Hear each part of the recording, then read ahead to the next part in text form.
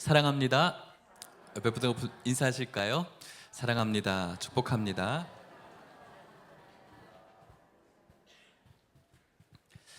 네, 잘 지내셨습니까? 네, 한 주간 또 여러분들의 삶을 살아내시느라고 고생 많으셨고요. 어떤 마음으로 여러분들이 교회에 나오셨을까 이런저런 생각을 해보게 됩니다. 교회 나오는데 불편함은 없으셨습니까? 있으셨네요. 일주일 동안 큰 위기를 얻고 오늘 교회로 나올 때는 많이 또 위로받았으면 좋겠다, 힘을 좀 얻었으면 좋겠다, 또 하나님 마음에서 은혜를 누렸으면 좋겠다, 이런 마음으로 오신 분들이 있을 것 같고요. 또 어떤 분들은 오늘도 교회 좀 형식적으로 어쩔 수 없이 나가야 되는 그런 분들도 있을지도 모르겠습니다. 습관적으로 옷을 입고 또 의무감으로 무거운 발걸음으로 오신 분들도 있을 텐데, 그 귀한 걸음도 귀하다라고 생각합니다. 그렇게라도 오신 분들 너무나 잘 오셨고 주님의 이름으로 환영합니다. 중요한 것은 오늘 이곳에 분명히 하나님께서 살아계신 줄 믿습니다. 그 하나님께서 우리의 목자 되십니다. 그 하나님을 만나는 인생에게 소생되어지는 역사가 있을 줄 믿습니다. 그 은혜를 누리고 그 은혜를 삶 가운데 주님 주시는 마음으로 살아내는 자에게 하나님께서 오늘 크신 축복을 허락하실 것이라고 오늘 우리 말씀을 통해서 주시고 계시는 거죠. 시편 95편은 다윗이 짓게 됩니다. 다윗이 자신이 하나님 앞에 나아가는 것이 얼마나 행복했는지 그 예배로 우리를 초청하고 있는데요. 시편 95편 1절 그리고 2절 말씀을 같이 읽어볼게요. 시작. 오라 우리가 여호와께 노래하며 우리의 구원의 반석을 향하여 즐거이 외치자. 우리가 감사함으로 그 앞에 나아가며 시를 지어 즐거이 그를 노래하자. 아멘. 1절에 보면은 오라고 하고 있어요. 레쿠라고 이야기하는데, 이것은 강압적으로 막 끌고 오는 그 오라가 아니라 선한 목자 되신 하나님께서 그의 양을 인도하시는 그 부드러운 권면입니다. 와라, 이리 와라. 내가 너희들의 쉴만한 이런 푸른 초장을 준비했어. 와봐 라고 말합니다. 하나님의 예배로의 부르심이죠. 오늘 여러분들이 모여있는 이곳이 하나님의 이 따뜻한 부르심의 초청의 장소인 줄 믿습니다. 우리들이 세상을 살아가면서 여러 가지를 붙잡으려고 살아가는데, 그 붙잡으려고 하는 이것이 우리들에게 영원한 만족을 줄 것 같다라는 이유일 것입니다. 하지만 이 세상에 영원한 기반은 죄송하지만 없죠. 영원할 것 같았던 물질도 바닥을 치고 든든했던 건강도 언젠가는 또 적신호가 켜질 수가 있고요. 우리 우정 변치 말자, 우리 영원히 사랑하자 라고 했던 그 인간의 약속도 또 어떤 이유에서 또 어떤 문제를 만나면은 산산조각 나는 것, 세상의 기반 속에는 늘 흔들리고 세상이 요동치면 같이 요동칠 수밖에 없는 것이 바로 이 세상인데, 다윗은 분명히 말합니다. 와라, 우리가 하나님께 노래하자. 왜냐하면 그분께서는 우리의 흔들리지 않는 기반, 구원의 반석이기 때문이다. 이 세상의 여러 요동 속에, 파고 속에서 우리의 몸과 마음이 이리저리 흔들릴 법하지만 이곳에 잘 오셨습니다. 왜냐하면 우리 하나님께서는 이 세상의 요동함과 전혀 상관없이 흔들림 없는 든든한 반석되는 줄 믿습니다. 오늘 그 반석이신 주님의 말씀을 붙잡으시기를 축복합니다. 다윗은 왜 우리가 그 흔들리지 않는 분을 기뻐해야 되는지, 왜 즐거워해야 되는지, 왜 외쳐야 되는지를 말씀해 주고 있는데, 3절에서 5절입니다. 여호와는 크신 하나님이시요 모든 신들보다 크신 왕이기 때문이다. 4절, 땅의 깊은 곳이 그의 손안에 있으며 산들의 높은 곳도 그의 것이로다. 5절 같이 읽을까요? 바다도 그의 것이라 그가 만드셨고 육지도 그의 손이 지으셨도다. 아멘. 하나님께서는 크신 하나님이시다. 3절 보시면은 크신 하나님이다. 모든 신들보다 크신 분이다. 하나님께서 크신 분이죠. 크신 분이기 때문에 잘 보여야 될까요? 안 보여야 될까요? 보이겠죠. 그런데 우리들의 실생활에 그 하나님을 우리가 크게 느껴지지 않는 것 같아요. 왜 그럴까요? 문제 하나를 내볼까요? 태양계가 있어요. 태양계에는 많은 행성들이 있죠. 뭐 수금, 지화, 목 우리가 외우기도 하는데 그 행성 중에서 가장 큰 행성이 어떤 것일까요? 다들 이제 입 모양만 뻥긋뻥긋 하고 계신데 목성입니다. 저도 최근에 연구하면서 알게 됐는데 왜요? 틀렸나? 맞췄어요? 그래요. 복 받으시기를 축복합니다. 네, 목성인데요. 목성은 지구의 한 318배 정도 된대요. 굉장히 크죠. 목성보다 더 큰 게 있는데 태양이에요. 태양은 이 목성의 10배가 됩니다. 얼마나 큰지요. 우리가 멀리서도 보이지 않습니까? 근데 이 동전, 100원짜리 동전 하나로 태양을 가릴 수 있는 방법이 있어요. 어떻게 하면 가려질까요? 눈앞에다 탁 갖다 대면은 태양을 가릴 수가 있어요. 아무리 큰 태양이라고 할지라도 그 원이라고 할지라도 이 100원짜리 하나에 갇혀버리는 거죠. 왜 그렇습니까? 우린 시야를 딱 막아버리면 태양은 완전히 가려집니다. 무엇을 이야기하려고 하는 겁니까? 하나님께서는 크신 하나님입니다. 변함없습니다. 그리고 달라질 수 없습니다. 언제나 광대하시고요. 하나님께서는 모든 신들보다 크신 하나님이시고 4절 말씀에 보면은 땅의 깊은 곳도 주님의 손에 있고 산들도 높은 곳도 다 주님의 것이고 5절 말씀에 보면은 바다도 다 하나님의 손 안에 있는 것, 크신 하나님. 그런데 문제는 그렇게 크신 하나님이지만 우리 안에 있는 영적인 이 동전의 문제이죠. 이 동전의 문제가 우리 눈을 탁 가리고 있으니까 한 크신 하나님을 우리가 바라볼 수가 없는 것이죠.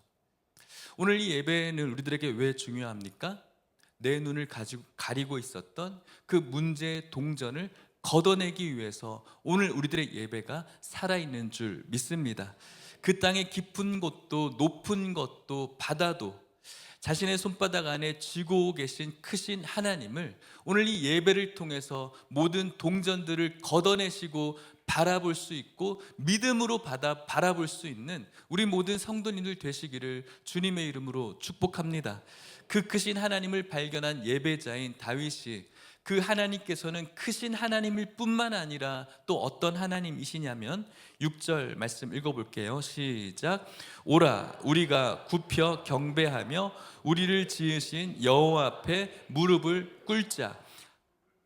오라 이 예배로 초청을 하면서 그 크신 하나님 앞에 경배할 때 우리의 무릎을 꿇자. 여기서 무릎을 꿇자라는 것은 뭔가 폭군 앞에서 벌벌 떨면서 무릎을 꿇고 있는 그 이야기를 하는 것이 아니에요.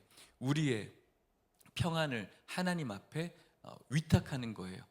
7절 말씀 같이 읽어볼까요? 시작. 그는 우리의 하나님이시요 우리는 그가 기르시는 백성이며 그의 손이 돌보시는 양이기 때문이라. 아멘. 주님께서는 오늘 우리를 초청하시면서 크신 하나님이지만 폭군처럼 내가 크기 때문에 내가 너희들을 꽉 쥐고 붙들어 살겠다. 너희들은 나의 이 폭정의 희생양이다라고 이야기하는 것이 아니라 오늘 찬양대의 찬양처럼 우리는 그가 기르시는 백성, 그분은 선한 목자로서 우리를 돌보시는 분이다. 그래서 우리는 그분의 초청에 임하는 것이고 그분을 기뻐하고 그분을 즐거워하고 그분을 외치는 그런 예배가 우리들의 예배가 되어야 된다라고 말씀하는 겁니다. 그런 예배는 우리들에게 분명한 은혜가 됩니다. 그리고 저와 여러분들에게 이 예배가 그러한 은혜가 있기를 축복합니다. 주님의 은혜를 사모함으로 오셔서 은혜 누리시기를 바라고 혹 형식적으로 혹은 습관적으로 신발을 신고 이 교회 문턱을 오셨던 분들도 이 예배 가운데 여러분들의 이 동전을 걷어내고 하나님을 바라보시기를 주의 이름으로 축복합니다. 이 찬양과 또 이 경배와 또 주님 앞에 올려드리는 이 예배의 은혜의 동시에 7절 말씀에 덧붙여진 또 반전의 말씀이 있는데요. 7절 말씀을 다시 한번 읽어보도록 하겠습니다. 시작. 그가 우리의 하나님이시요 우리는 그가 기르는 백성이며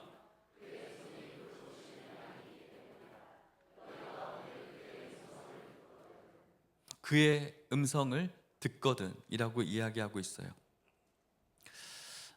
하나님 앞에 나아갔습니다. 크신 하나님이고 선한 목자이신 하나님께서 우리를 돌보시죠. 그 가운데 일어나는 역사는 하나님의 목소리예요. 내가 너희들을 돌봐주겠다. 내가 너희들을 오늘도 붙잡고 있다. 내가 너희들을 위해서 쉴만한 물가를 준비했어. 와봐. 내가 너희들을 위해서 먹을 꼴이 있는 초장들을 준비했어. 와봐. 하나님의 목소리를 듣게 되는 것이죠. 그런데 오늘 그의 음성을 들은 우리들이 음성을 듣는 것으로 끝나서는 안 된다라고 오늘 성경이 말하는 겁니다. 예배에 초청되었지만 그 예배의 소리를 듣는 것으로만 끝나는 것은 아니다. 왜냐? 8절 말씀에 이렇게 말합니다. 읽어볼게요. 시작. 너희는 무리바에서와 같이 또 광야의 마사에서 지냈던 날과 같이 너희 마음을 완악하게 하지 말지어다. 여러분, 이스라엘에 두 가지 바다가 있어요. 어떤 바다인지 아세요? 첫 번째는 갈릴리 바다가 있고요. 두 번째는 사해가 있어요. 갈릴리 바다는 이스라엘 북쪽의 헤르몬 산에서 그 얼어있던 빙수가 흐르면서 굉장히 깨끗한 물이 흘러가리면서 모여진 바다이죠. 그 바다는 많은 물고기들이 삽니다. 생명의 바다이죠. 그렇게 생명의 바다를 또 물을 흘려보내서 요단강이 되어지고 요단강이 흘러서 맨 마지막에 사해로 그 물이 모여들게 됩니다. 사해는 어떤 바다입니까? 죽음의 바다이죠. 왜요? 머물러 있기 때문에, 고여 있기 때문에 그렇습니다. 실제로 가면은 이 바다가 굉장히 짜다 못해 씁니다. 그래서 예전에 신대원 마치고 졸업여행으로 갔었는데 사해에 가서 가이드하신 목사님이 말씀하시더라고요. 누구랑 인간관계를 끊고 싶다라고 생각이 들면 사해로 같이 와서 물장구 치면서 눈에다가 물을 집어넣으면 된다고 하더라고요. 거의 실명될 정도의 고통이 느껴진다고 합니다. 죽은 바다이죠. 왜 죽었을까요? 멈춰있기 때문이 그렇죠. 근데 갈릴리 바다는 생명의 바다예요. 왜 그렇습니까? 흘려보냈죠. 헤르몬산에서 나오는 그 깨끗하고 맑은 그 얼음의 물들이 흘러서 그 깨끗한 물은 생명을 이루고 고여있지 않고 계속해서 그 은혜의 물들을 흘려보냅니다. 그래서 그 갈릴리 바다는 여전히 생명이 되는 바다이죠. 하지만 똑같은 물들이 흘러서 요단을 흐르고 그 후에 맨 마지막 사해, 원래는 사해가 아니었겠죠. 죽은 바다가 됐기 때문에 사해가 된 것이죠. 고여지게 됐을 때 그 생명의 물은 죽음의 물로 변하는 겁니다. 하나님의 목소리를 듣습니다. 그런데 하나님께서 경고합니다. 너희는 무리바에서와 같이 광야의 마사에서 지냈던 그 불순종의 역사, 하나님의 주시는 말씀이 있었음에도 불구하고 너의 마음을 완악해 함으로 헤르몬에서 흘러나오는 생명수와 같은 하나님의 그 은혜를 마음에만 가두었던 너희들, 하나님의 말씀을 들었음에도 불구하고 완악함으로 그 말씀을 튕겨낸 너희들, 분명히 그들은 홍해를 건너면서 하나님의 기적을 경험했습니다. 뒤에는 애굽의 병사들이 쫓아오고 있었고 앞에는 홍해가 갇혀 있을 때 하나님께서는 그 홍해를 열어 주셨습니다. 그 가운데 홍해를 넘고 난 다음에 하나님을 향한 놀라운 찬양들이 있었습니다. 그럼에도 불구하고 또 목이 말랐을 때 목이 마르다라고 그들은 불순종했고 또 하나님께서는 그들에게 기적을 베풀어 주셨죠. 광야길을 걸어가는 동안 불기둥으로 구름 기둥으로 하나님의 기적을 덧입었습니다. 그리고 여러 가지 사건을 통해서 하나님의 기적적인 것들을 체험했단 말이죠. 은혜였습니다. 은혜라고 불릴만 했습니다. 그런데 그들은 언제나 하나님의 그 말씀이 튕겨나가는 완악함이 있었다는 것입니다. 하나님의 목소리를 듣거든 완악하지 말라고 이야기하는 겁니다. 9절 말씀은 이렇게도 이야기합니다. 같이 읽어볼까요? 시작. 그때에 너희 조상들이 내가 행한 일을 보고서도 나를 시험하고 조사하였도다. 아멘. 하나님의 은혜를 누리는 입장에서 하나님의 은혜의 소비자로서의 기쁨은 누렸어요. 그런데 그 행한 일을 보고서 하나님의 은혜를 소비하는 것으로 끝났죠. 여전히 그들은 하나님을 시험하고 하나님을 조사하는 마음이 완악한 자들, 그 마음이 부드러워지지 않고 늘 딱딱한 자들, 하나님을 향한 찬양도 있었고 하나님을 향한 고백도 있었지만 그저 그때의 예배의 어떤 모습으로 끝나버린 자들. 20세기 최고의 기독교 변증가 중에 C.S. 루이스라고 있어요. 그가 스크루테이프의 편지에서 이런 이야기를 하게 되는데, 고참 악마가 있고요, 신참 악마가 있어요. 그래서 노련한 고참 악마가 신참 악마에게 성도들을 이렇게 대해야 된다라고, 그래야지 얘네들을 지옥에 떨어뜨릴 수 있다라고 이야기를 하는데, 고참 악마가 말합니다. 환자가, 성도이죠, 성도가 교회에서 아무리 눈물을 흘리고 뜨거운 은혜를 받아도 절대 방해하지 마라.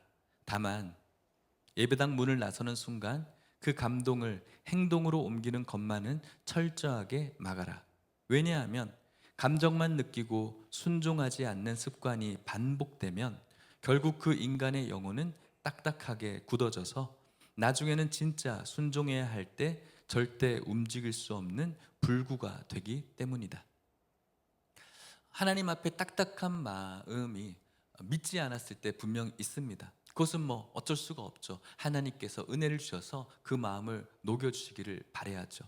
그런데 저는 더 위기와 더 무서운 것은 오늘 이 고참 마귀가 이야기하는 것처럼 충분히 예배 가운데서 말씀이 그런 거구나, 와 정말 오늘 말씀은 나에게 적용되어지는 것 같아, 오늘 찬양이 너무 나에게 은혜가 되었어, 눈물도 있었고 고백도 있었어요.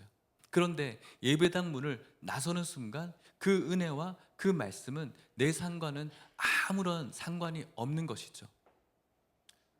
그리고 그 행동은 그 은혜는 내 삶을 전혀 바꾸지를 못하고 내 영혼은 점점 그것으로 반복되어져요. 와, 오늘 예배 잘 드렸어. 오늘 예배 속에서 뭔가 깨달음이 있었어. 와, 오늘 찬양 속에서 나에게 눈물도 있었어. 내 마음대로 울림도 있었지. 그런데 삶 속에서는 아무런 변화가 없어요. 그것이 반복되어져요. 그것이 우리들에게 완악함이 되는 거예요. 착각하게 되어져요. 나는 지금 은혜를 누리고 있구나. 그런데 우리가 모르고 있어요. 이 모든 것이 이 고참 악마의 커다란 계획 안에 놀아나고 있음을 우리는 못 느끼고 있죠. 우리는 예배 가운데 느껴진 것만으로 나는 오늘 은혜를 누리고 있다라고 착각하고 있는데, 이 모든 것은 사단 마귀의 그 계획 속에 놀아나는 것과 마찬가지예요. 어떻게 할 때? 하나님의 그 음성을 들었을 때, 하나님의 말씀을 들었을 때, 찬양을 통해서 하나님의 그 마음을 알게 되었을 때 우리들의 마음이 변하지 않고, 우리의 삶이 순종하지 않고 변하지 않고 바뀌어지지 않고 그저 완악해지면, 그것이 딱딱해지면, 은혜 받은 줄 착각하면 그것은 그들의 소나기에서 놀아나는 것과 마찬가지다. 소름 돋지 않습니까? 사모함이 없는 타성에 젖어서 마지못해 예배드릴 드리는 그 마음 역시 완악한 마음, 딱딱하다는 것이죠. 예배당 안에서 눈물 콧물 쏟을 때도 있고 뭔가 뭉클한 것이 올라올 수도 있습니다. 하지만 일상에서는 아무런 성도로서의 변화가 없는 것, 사단이 보기에 완벽하게 성공한 이 딱딱하게 굳어진 이 완악한 마음인 것입니다. 마음이 굳어지면 아무리 매주 화려한 예배 자리에 앉아 있어도 주님의 말씀이 스며들지 못합니다. 튕겨납니다. 마음이 이렇게 완악해지면 아무리 예배 시간에 우리들의 고백과 결단과 뭔가 뭉클함이 있어도 우리들에게는 아무 전진이 일어나지 않다는 것이죠. 저는 오늘 현대 크리스찬들이 경계해야 될 가장 중요한 위기라고 생각합니다. 왜냐하면 오늘날의 예배는 너무너무 화려해졌거든요. 그 화려하게 도취되어진 예배 속에서 뭔가 나는 은혜를 누리고 있는 듯한 착각을 주기 때문에 그렇습니다. 내 삶은 주님의 십자가 앞에서 아무것도 변한 것이 없는데도 말이죠. 하나님의 말씀이 선포되어지기 때문에 내가 은혜를 누리는 것 같고, 하나님의 말씀이 순종을 이야기하기 때문에 내가 순종하는 것 같고, 하나님의 말씀이 회개를 말하고 있기 때문에 내가 회개하고 있는 것처럼만 느껴지는 거예요. 그런데 우리의 삶의 모습 속에는 한 자락도 변화가 없다는 말입니다. 이 완악함의 결과는 무엇일까요? 시편 95편 10절입니다. 읽어보겠습니다. 시작. 내가 40년 동안 그 세대로 말미암아 근심하여 이르기를 그들은 마음이 미혹된 백성이라 내 길을 알지 못한다 하였도다. 나는 은혜를 누리고 있어. 나는 잘 알아. 나는 교회를 잘 알아. 나는 말씀을 잘 알아. 하지만 자신이 딱딱해져 있다는 것은 느끼지 못하고 있어요. 제일 문제가 목사들이죠. 저 같은 사람들, 저예요. 그리고 교회 오래 다니신 분들, 직분자들, 우리들이 제일 이 부분에서 취약할 수가 있어요. 나는 이것이 은혜이다라고, 하지만 삶이 변하지 않는 우리들, 우리 모두가 마찬가지예요.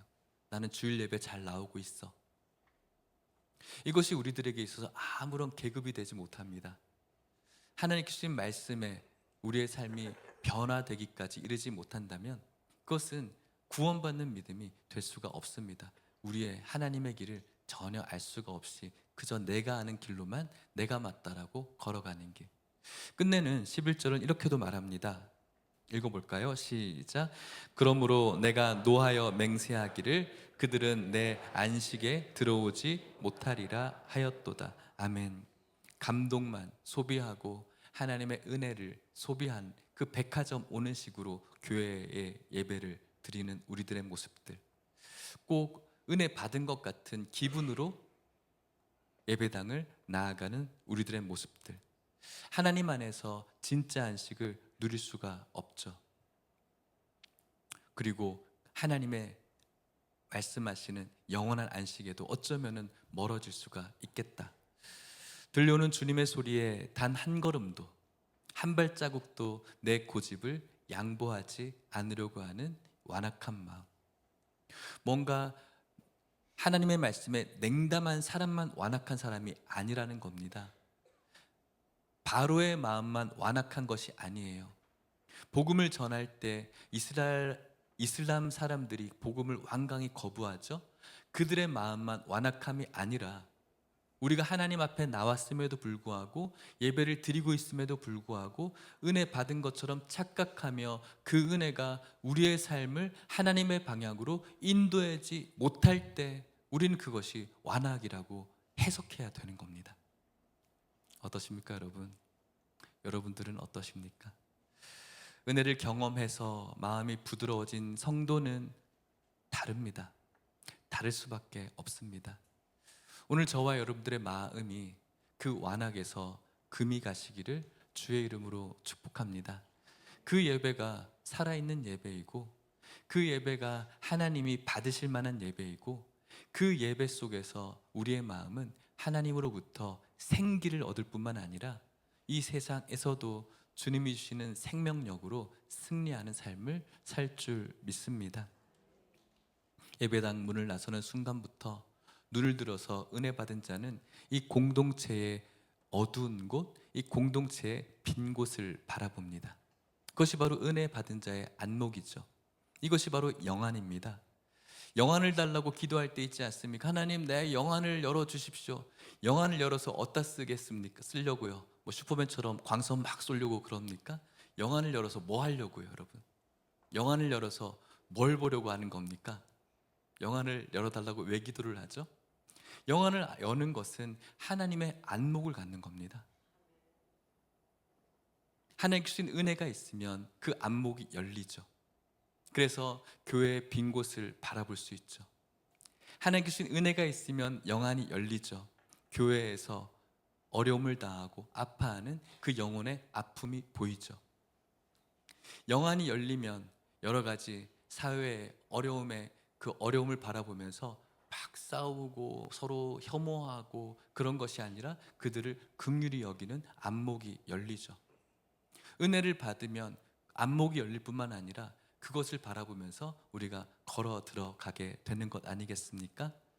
이웃을 향해서 나를 깎아내는 그런 일상의 작은 친절들, 우리 삶 가운데 변화가 일어나는 겁니다. 여러분들과 제가 도덕적으로 윤리적으로 살자고 이야기하는 것이 아니라 은혜를 누리는 백성들은 변화되어질 수밖에 없다. 이것이 바로 예배가 주는 유익이라고 할 수가 있고, 이것이 바로 하나님께서 우리들에게 원하시는 예배라는 것을 믿으시기를 축복합니다. 말씀을 마치도록 하겠습니다. 사랑하는 성도 여러분, 하나님께서는 크신 하나님이시고 그리고 저와 여러분들을 가장 좋은 곳으로 인도하시는 귀하신 하나님, 하루하루 살아갈 때마다 생기를 넣어주시고 늘 좋은 곳으로 인도하신 하나님, 우리는 그 하나님을 찬양하고 그 하나님을 기뻐하고 그 하나님을 나의 하나님으로 외치면서 예배를 드리고 있습니다. 하지만 그것에 멈추어서는 안 됩니다. 마치 사해처럼 하나님 그 헤르몬산에서 흘러나오는 그 깨끗한 물을 고이 바다만 놓는 고상한 그런 저수지처럼 그렇게 예배를 드리고 그렇게 신앙생활하면 우리들의 이 마음은 결국 사해와 같이 죽은 바다가 되기 쉽습니다. 몇 년 전에 우리 교회에는 목요일에 전도팀이 있어요. 제가 부임해서 한 4년 코로나가 지나서 목요일 날 전도팀이 있는데, 사실은 그 전도팀을 제가 결성한 게 아니에요. 어느 날 코로나가 지난 후에 아침에 목요일 날 카페에 있다 보니까 성도님들 중에 전도를 하시고 카페로 들어오시더라고요. 그래서 뭐 하다 오세요? 이렇게 물었죠. 그러니까 전도하고 왔대요. 그래서 제가 마음도 흐뭇하고 또 우스갯소리로, 아니 담임 목사가 전도하라고 말도 안 했는데 이렇게 전도하고 있냐고 이렇게 얘기를 했거든요. 그러니까 한 집사님이 저에게 해준 고백이 저에게는 너무나 놀라운 고백이었어요.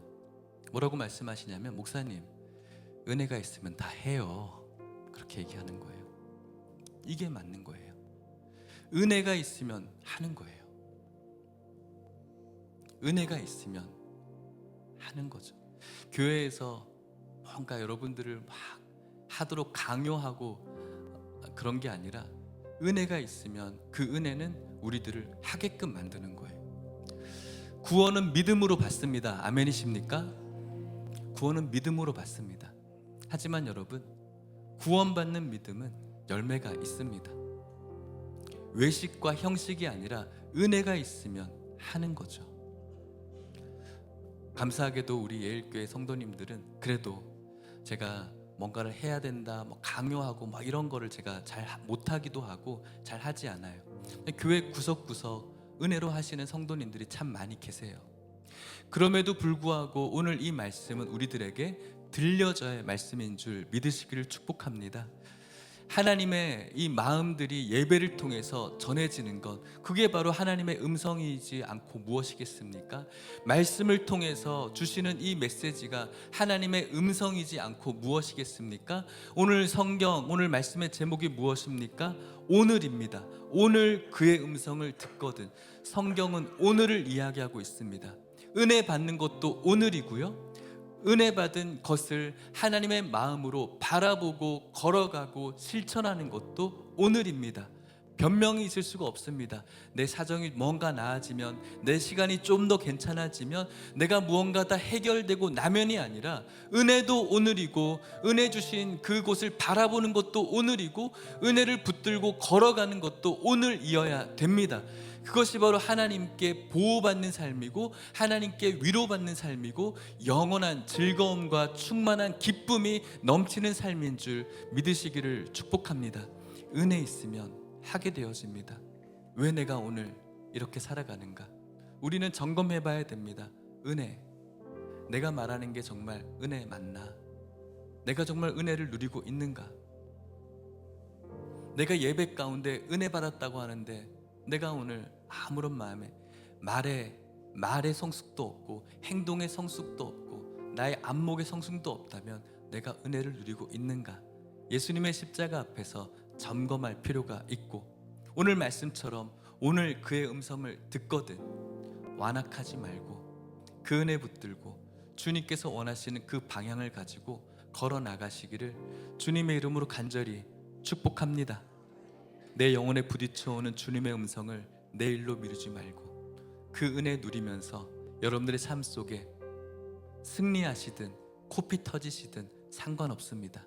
그분의 은혜대로 살아내다가 다음 주에 이곳에서 또 우리가 바라보시기를, 서로 만나서 그 은혜를 누리시는 우리 모든 성도님들 되시기를 주님의 이름으로 축복합니다. 우리 다 함께 일어나셔서 찬양하도록 하겠습니다. 삶의 작은 일에도 그 마음을 알기 원하네 라는 가사가 처음으로 들어갑니다. 가사를 한번 띄워주실래요?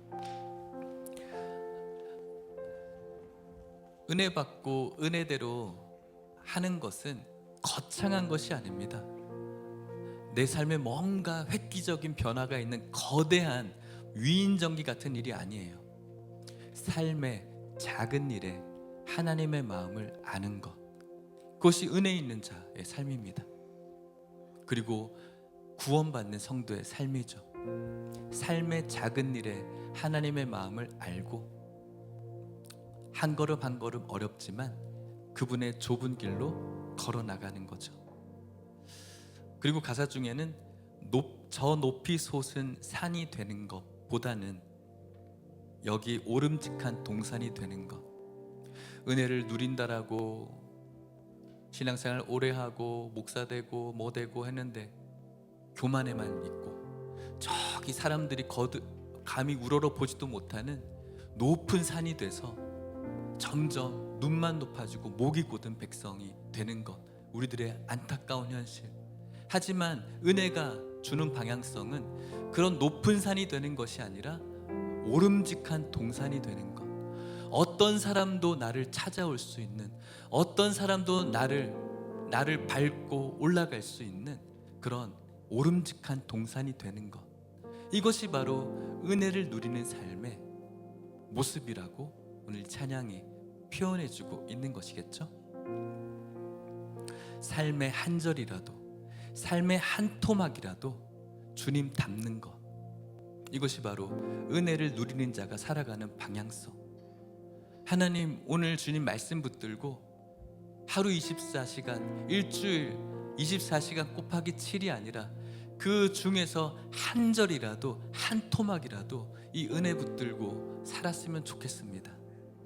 이것이 바로 은혜를 누린 자의 고백인데, 우리 그 찬양을 혹시 음이 서툴더라도 기도하는 마음으로 찬양합시다.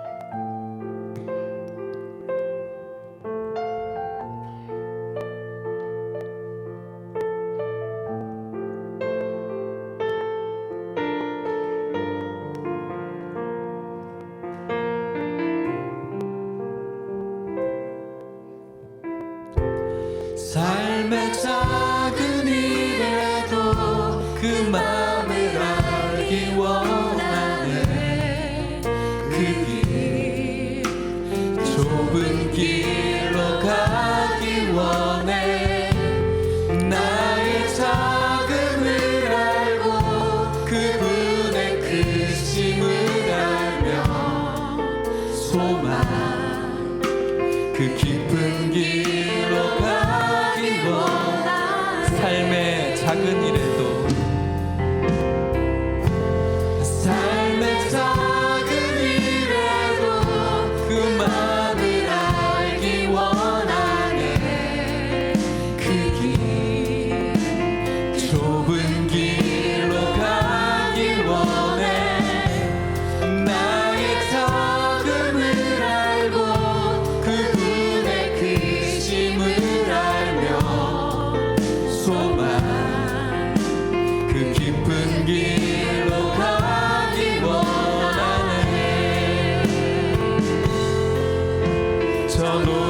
솟은 산이 되기 여기 오름직한 동산이 되길 내 가는 길만 비추기보다 누군가의 길을 비춰주는 자 누군가의 길을 비춰준다면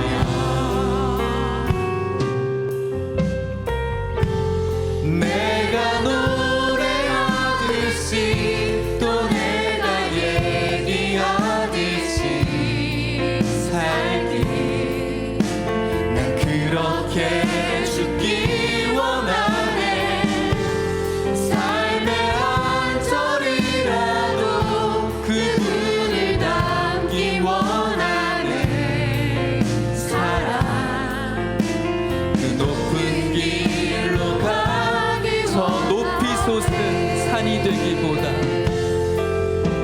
저 높이 솟은 산이 되기보다 오름직한 동산 여기 오름직한 우리의 길만 비추는 삶이 아니라 내 가는 길만 비추기보다 다른 사람들의 길을 비춰주는 자 누군가의 길을 비춰준다면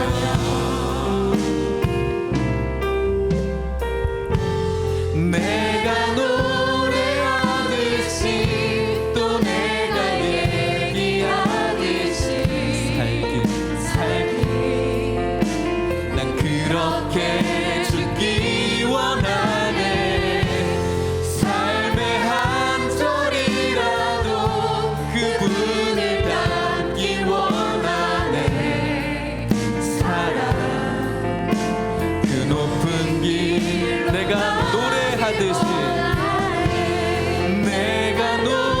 노래하듯이 또 내가 얘기하듯이 삽시다 살기 난 그렇게 여러분 삶의 한 토막이라도 삶의 한 절이라도 그분을 닮기 원하네 사랑 우리 마지막으로 고백합시다 내가 노래하듯이 내가 노래하듯이 또 내가 얘기하듯이 그렇게 삽시다 살기 그렇게 우리 삶의 한 토막이라도 삶의 한 절이라도 그분을 닮기 원하네 사랑 그 높은 길로 가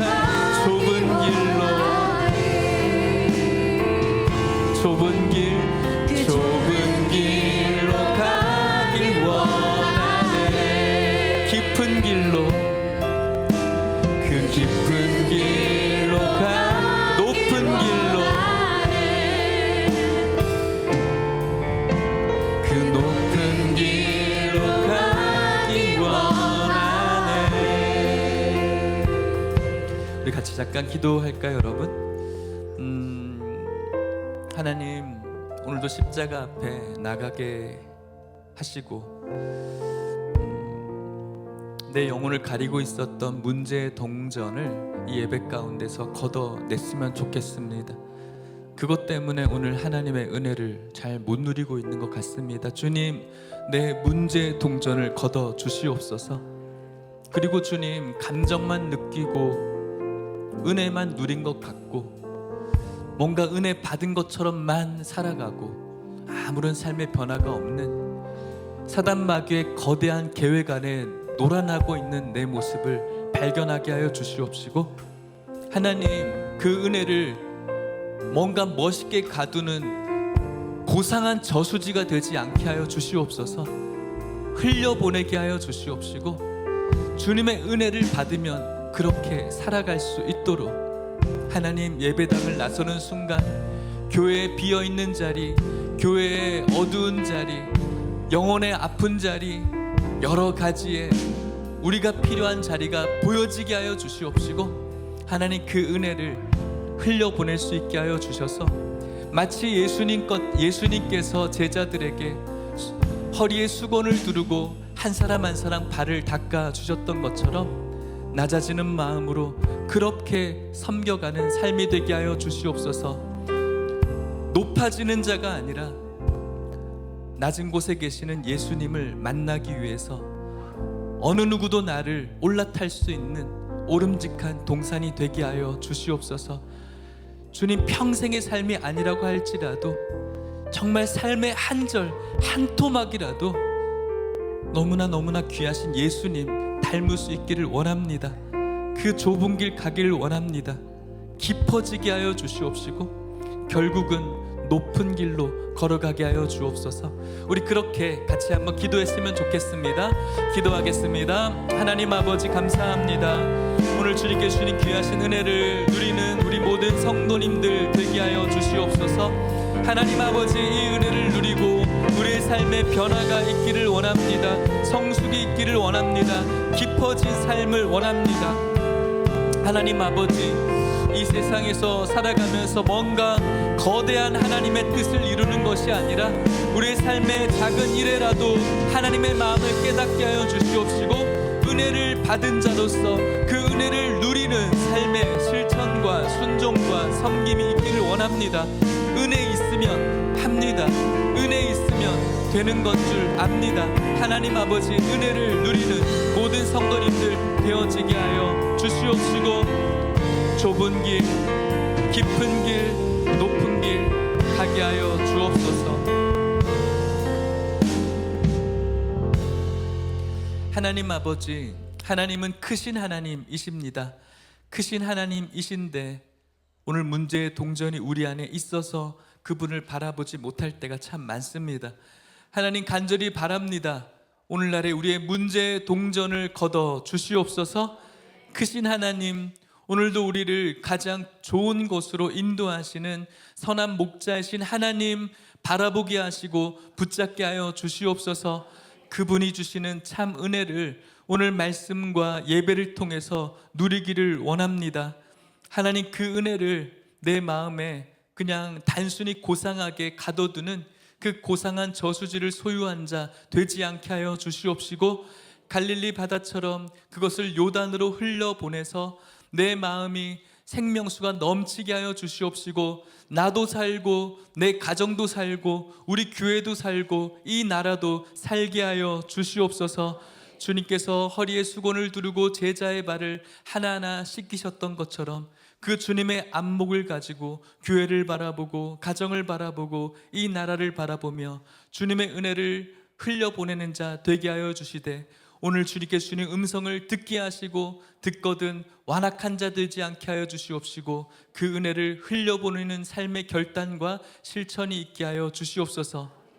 지금은 예수 그리스도의 은혜와 하나님의 사랑과 성령의 교통하심이 오늘 주신 하나님의 음성이 들리거든 구약에서 여러 가지 이유로 주님의 불행을 경험하며 죽어간 이스라엘 백성들과 같지 않고 주님의 은혜를 마음껏 흘려보내며 하나님의 안목으로 교회와 가정과 세상을 바라보며 주님께서 가장 기뻐하시는 삶을 살면서 하나님께서 주시는 귀한 은혜와 기쁨과 즐거움을 누리기를 소망하는 오늘 이곳에 있는 모든 성도님들의 삶 속에 이제부터 영원토록 함께 있을지어다.